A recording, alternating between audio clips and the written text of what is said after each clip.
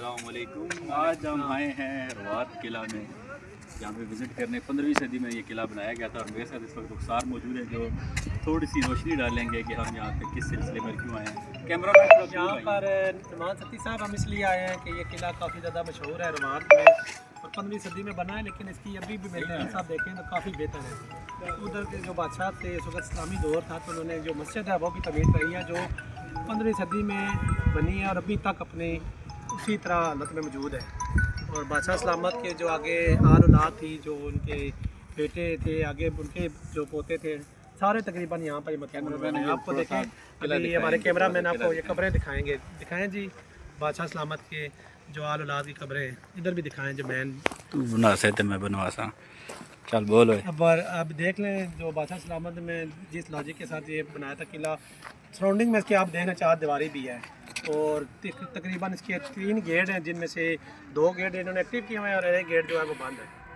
तो ये आप देख सकते हैं किला का मतलब कि जो विरसे वाले उन्होंने इसकी काफ़ी ज़्यादा देखभाल रखी हुई है। सिक्योरिटी गार्ड भी यहाँ पर रखा हुआ है जो इन सारी चीज़ों की हिफाजत करता है।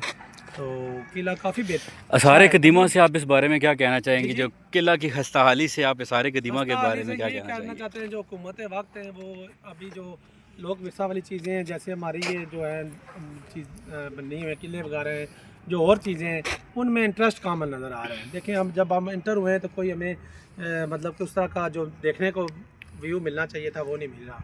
अब ये जो सामने आपकी बिल्डिंग है जो बादशाह सलामत ने अपना दरबार के लिए बनाई थी, इसके भी हमने देखा है अंदर अभी रेनोवेशन का काम जारी है लेकिन बहुत स्लो है।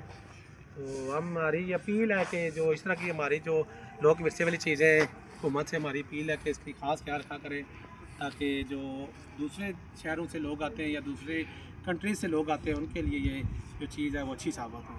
तो अभी नमाज का टाइम नहीं हुआ है, नमाज का टाइम होगा फिर हम आपको इंशाल्लाह मस्जिद बंद है वो भी दिखाएंगे, जो स्टिकल मस्जिद है जिसके लिए हम आए हैं वो भी आपको इंशाल्लाह। फिर इसके अलावा आपको एक चीज़ और बताते चलेंगे, उस दौर में जो पुराने ज़माने की कुछ कब्रें यहाँ पे मौजूद हैं।